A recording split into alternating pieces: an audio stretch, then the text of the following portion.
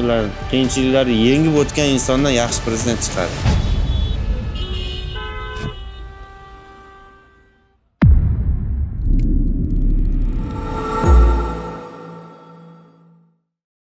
Assalomu alaykum hurmatli kuzatuvchilar. Qashqadaryolik Foziljon haqida juda ko'pchiligimiz ko'rdik, eshitdik. Unga qo'ldan kelgancha yordam berishga harakat qildik va hali ham vatandoshlarimiz orasida Foziljonning ahvoli qanday hozir, uni davolash bo'yicha harakatlar ketyapti, nima bo'lyapti degan savollar qiziqtiryapti. Shu boisdan biz ularni aytadigan gaplari bordir ko'pchilikka degan ma'noda bog'langandik. Mana bugun shunaqa kun keldi.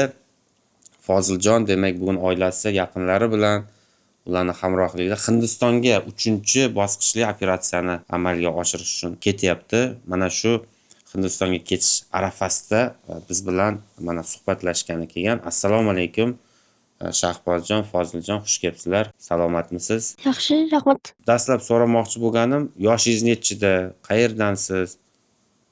Hozir o'qiyapsizmi? Shundan boshlasak. Necha yoshdasiz hozir? Hozir 11 yoshda. 11 yoshdasiz. 2014-yil tug'ilgansiz. Qashqadaryo viloyatining Chiroqchi tumanidan, ha? Qaysi qishlog'idan? Shu Soybo'yi. Soybo'yi qishlog'idansiz. Nima bo'lgan edi siz bilan bog'liq? Qachon avariya sodir bo'lgan? 2021-yil 14-fevral kuni.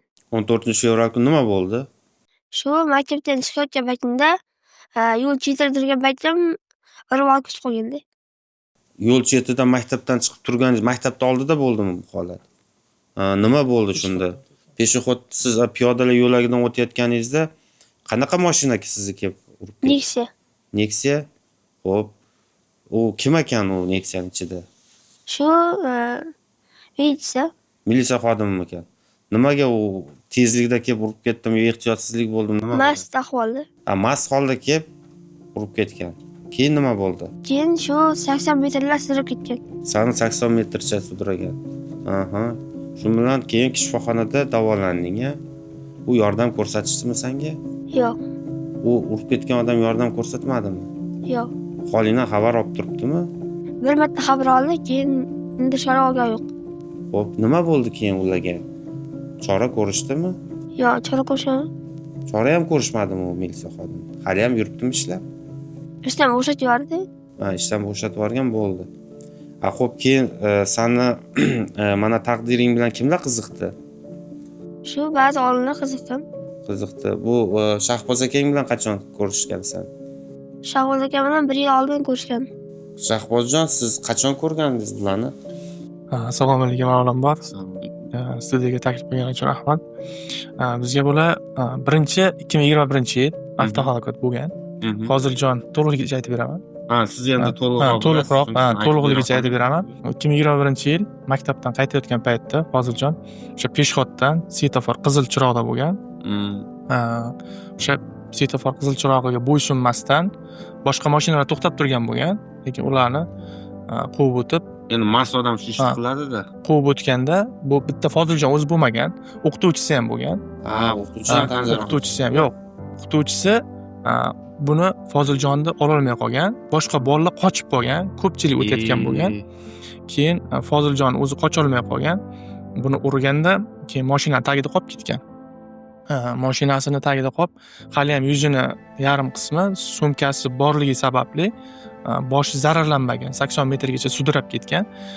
O'sha ko'rgan odamlar, oldindagi ko'rgan odamlar mashinani to'xtatib qolgan. Bo'lmasa mashina to'xtamasdan ketayotgan bo'lgan. Yuzini yarimi haqiqatdan yuzini yarim yo'q bo'lib qolgan va oyoqlari ham singan, ancha boshqa joylari ham shikast yegan. Keyin buni og'ir ahvolda o'sha Chiroqchi tuman tez yordamlarga olib borgan. Toshkentda ham ancha ko'p operatsiyalarni boshdan o'tkazgan bu bola bizga murojaat qilishdan oldin. Pashti 9 marotaba operatsiya bo'lgan O'zbekistonda. Va bizga murojaat qilishdi. Men o'zim ko'pdan beri xayrli ishlar bo'yicha bloger faoliyatini yuritaman.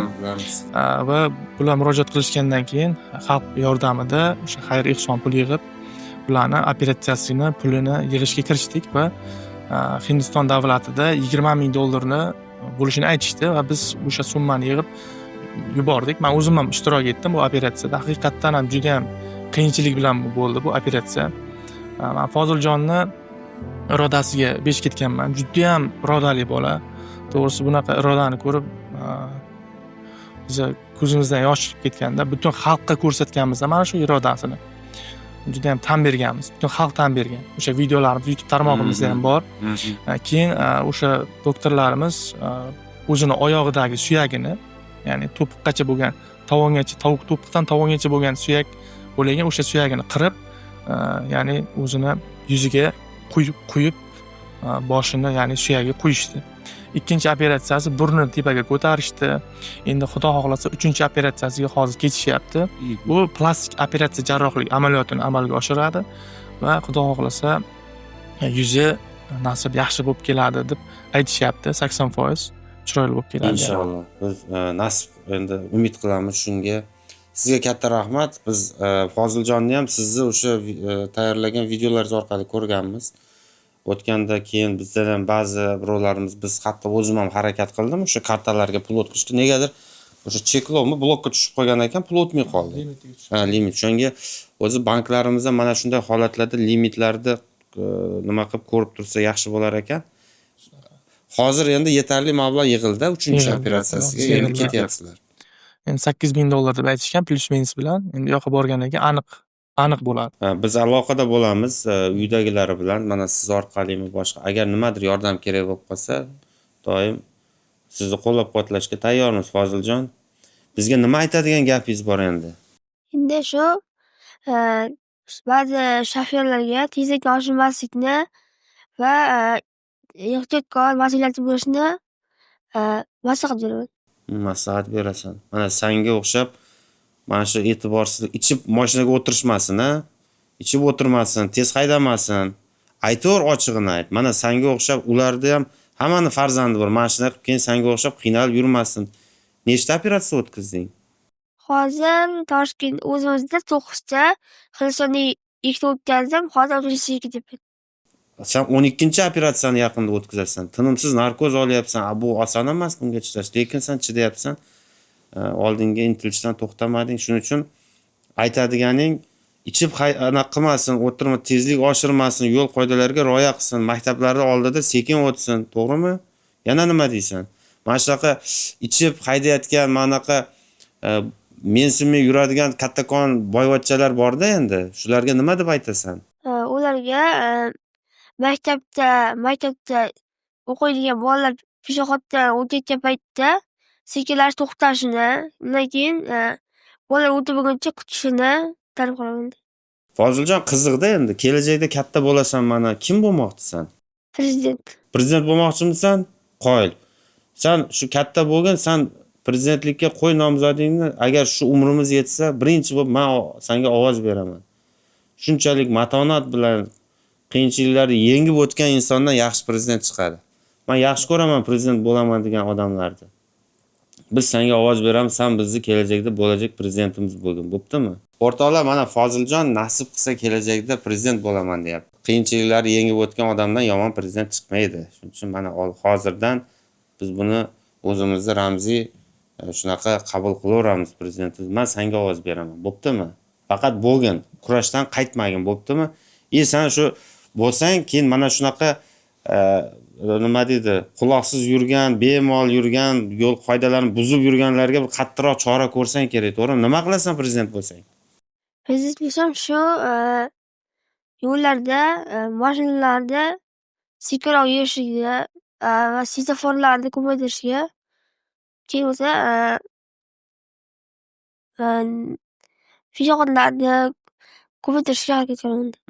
Bir xillar aytadi-ku, radar qo'yib tashadi, hamma joyga sekin yurishga majbur bo'lyapmiz deb janjal qilayotganlar bor, e'tiroz qilayotganlar. Ularga nima deysan? Ular uchun hozircha ular uchun shuni deyolmayman. Senga katta rahmat. Xo'p. Foziljon, endi mana yo'l oldidan senga muvaffaqiyat tilaymiz. Hammamiz, bizni kuzatib turganlar hamma senga ma'nan qo'llab-quvvatlayapti. Duo qiladiganlar bor, boshqa tomonlama qo'llaydiganlar bor. Hammasiga katta rahmat. Sizlarga ham katta rahmat. Doim aloqada bo'lamiz. Hurmatli kuzatuvchilar, aytadiganimiz shu, yo'lda harakatlanganda bilib qo'ying, yo'l faqat sizniki emas, yo'l bu hammaniki. Yo'lda harakatlanayotgan odam eng mas'uliyatli manzilga yetib olishni maqsad qilgan odam bo'lishi kerak. Potensial qotil sifatida avtomobilga hech qachon o'tirmang. Foziljon kabi bolalarni, kichkinalarnimi, insonlarni bunaqa qiyin ahvolga solib qo'ymang. Bunga hech kimning haqqi yo'q. Shu yo'l qoidalariga amal qilaylik. Foziljon, sizga omad, yaqinlaringizga hammaga omad, sabr, iroda tilaymiz. Nasib qilsa qaytganingizdan keyin yana siz bilan ko'rishamiz. Bo'ptimi? Ko'rishasanmi chiqib qaytgandan keyin? Ha. Endi hozirdan men senga paxta qo'yib turibman-da, endi bo'lajak prezidentlarga hozirdan anaqa qilib tursang, yaxshi paxta qo'yib tursa, kelajakda yaxshi bo'ladi-da, to'g'rimi? Prezident bo'lib ketsang, to'g'rimi? Esdan chiqarmaysanmi bizni keyin? Bo'ldi, katta rahmat. Bo'ldi, shu sog'